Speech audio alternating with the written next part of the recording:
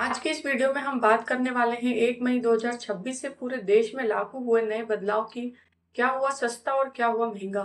इस वीडियो में आपको पूरी डिटेल और आसान भाषा में जानकारी मिलेगी ताकि आप समझ सकें कि इन नियमों का आपकी जेब पर क्या असर पड़ेगा। सरकार द्वारा लिए गए फैसलों के बाद गैस, ऊर्जा, सोना, चांदी, गाड़ियां, बैंकिंग और ऑनलाइन नियमों में बड़े बदलाव देखने को मिले हैं। इसीलिए वीडियो को अंत तक जरूर देखें क्योंकि हर पॉइंट आपके लिए जरूरी है। सबसे पहले बात करते हैं महंगाई की जड़ यानी कच्चे तेल की कीमतों में उछाल। वैश्विक तनाव खासकर ईरान और इजराइल जैसे हालातों के कारण अंतरराष्ट्रीय बाजार में तेल की कीमतों में भारी उतार और चढ़ाव देखने को मिला है। पहले जहां कीमत $70 प्रति बैरल थी, वहीं अब यह काफी ऊपर हो चुकी है। इसका सीधा असर भारत पर पड़ा है, रुपया कमजोर हुआ है और तेल कंपनियों पर दबाव बढ़ा है। यही कारण है कि पेट्रोल और डीजल की कीमत में भी धीरे धीरे बढ़ोतरी देखने को मिल सकती है, जिससे ट्रांसपोर्ट और रोजमर्रा की चीजें महंगी होना तय है। अब बात करते हैं एलपीजी गैस की, जो हर घर की जरूरत है। यहाँ एक बड़ा बदलाव देखने को मिला है।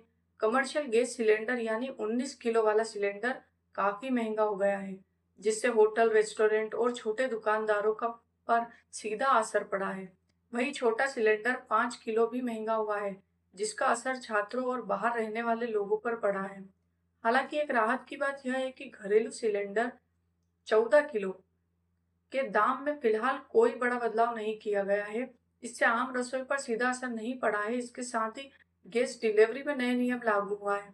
अब गैस सिलेंडर लेने के लिए ओटीपी सिस्टम अनिवार्य कर दिया गया है, यानी बिना ओटीपी के गैस डिलीवर नहीं होगा। साथ ही कुछ जगहों पर डिलीवरी का समय भी बढ़ाया गया है, जिससे लोगों को थोड़ा इंतजार करना पड़ सकता है।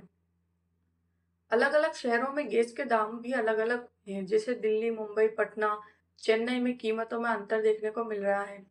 अब बात करते हैं सोना, चांदी और गाड़ियों की कीमत की। सोने की कीमत में तेजी से उछाल आया है और यह नए स्तर तक पहुंच चुका है। चांदी की कीमतों में भारी बढ़ोतरी देखी गई है। वहीं ऑटो सेक्टर में भी कंपनियों ने कीमतें बढ़ा दी है। गाड़ियों के दाम 8,000 से लेकर 1 लाख तक बढ़ चुके हैं। इसका मतलब है आने वाले समय में वाहन खरीदना और महंगा हो सकता है। अब नजर डालते हैं अन्य खर्चों पर। रियल एस्टेट, ऑटो रिक्शा किराया, तंबाकू जैसे उत्पादकों पर भी कीमत में बढ़ोतरी हुई है। खासकर सिगरेट, गुटखा पर टैक्स बढ़ाने से इनके दाम भी बढ़ गए हैं। हालांकि यह स्वास्थ्य के लिए लिहाजा एक सकारात्मक कदम नहीं माना जाता। अब बात करते हैं बैंकिंग और टैक्स से जुड़े बदलाव की। क्रेडिट कार्ड के नियमों में बदलाव किया गया है। लेट पेमेंट पर अब ज्यादा चार्ज देना पड़ सकता है। एटीएम से पैसा निकालने पर नियम सख्त हो चुके हैं। फ्री लिमिट खत्म होने के बाद आपको ज्यादा शुल्क देना होगा। इसके अलावा सैलरी और इनकम टैक्स से जुड़े कुछ नियमों में भी बड़े बदलाव किए गए हैं, जिसका असर आपकी कमाई पर पड़ सकता है। अब सबसे बड़ा अपडेट, ऑनलाइन गेमिंग, बेटिंग पर सख्त नियम लागू कर दिए गए हैं। पैसा लगाकर खेलने वाले गेम्स पर कड़ी कार्रवाई की जा रही है। अगर कोई इनका प्रचार करता है, नियम तोड़ता है, तो उस पर भी भारी जुर्माना और जेल तक हो सकती है। वहीं सामान्य गेम जैसे पबजी या फ्री फायर खेलने में कोई समस्या नहीं, लेकिन पैसे वाले गेम्स पर सरकार सख्त हो चुकी है।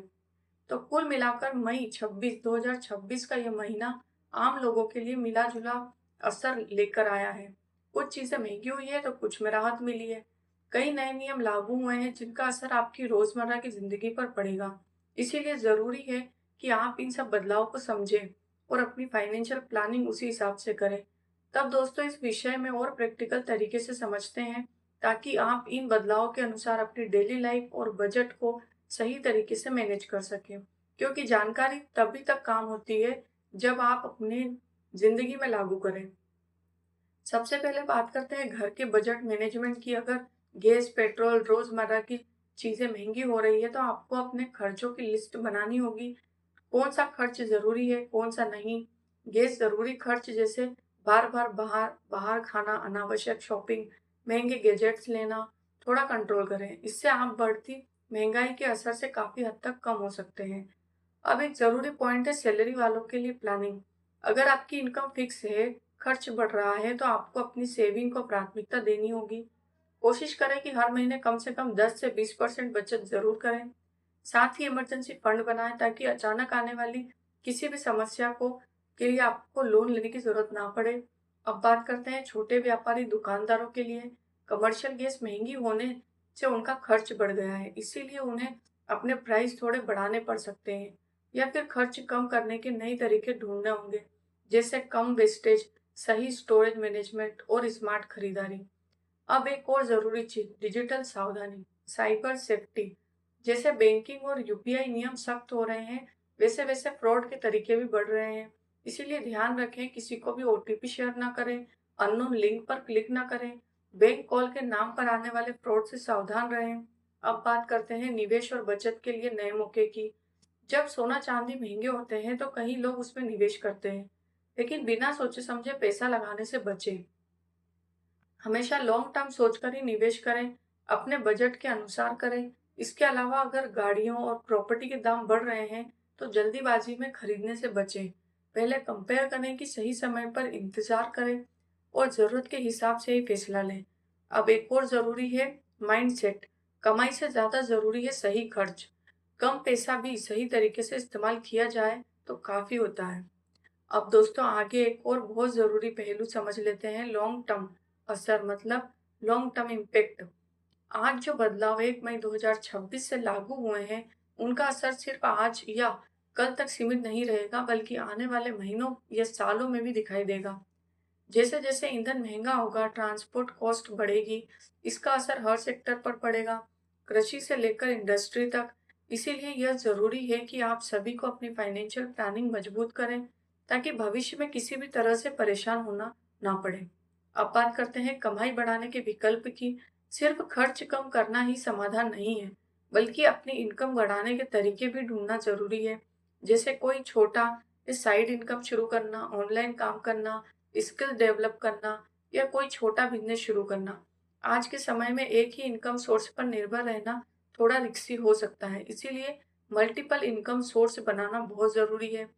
अब एक और जरूरी पॉइंट है लोन और ईएमआई से दूरी। जैसे ही हमने पहले भी चर्चा की कि महंगाई के समय में लोन लेना और भी ज्यादा जोखिम भरा हो जाता है। अगर आपकी इनकम स्टेबल नहीं है या आपके पास बैकअप नहीं है, तो कोशिश करें कि अनावश्यक लोन लेने से बचें।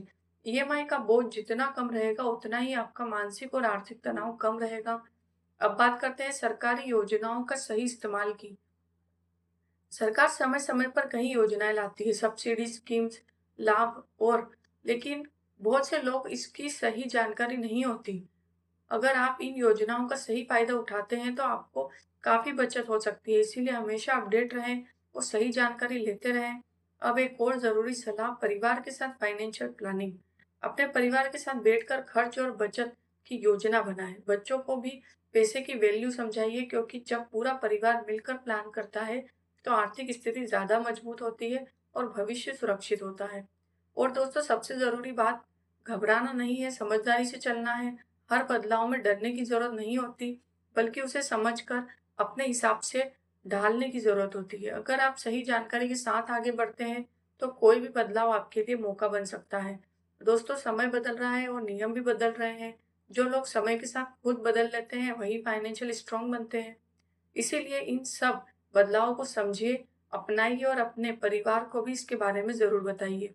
अगर आपको ऐसे ही आसान भाषा में फाइनेंस, सरकारी अपडेट, पैसों से जुड़ी हुई सही जानकारी चाहिए, तो चैनल को सब्सक्राइब ज़रूर करें। वीडियो पसंद आए तो लाइक करें और ज़्यादा से ज़्यादा लोगों तक शेयर करें। मिलते हैं अगले वीडियो में एक और ज़रूरी अपडेट के साथ। Thank you.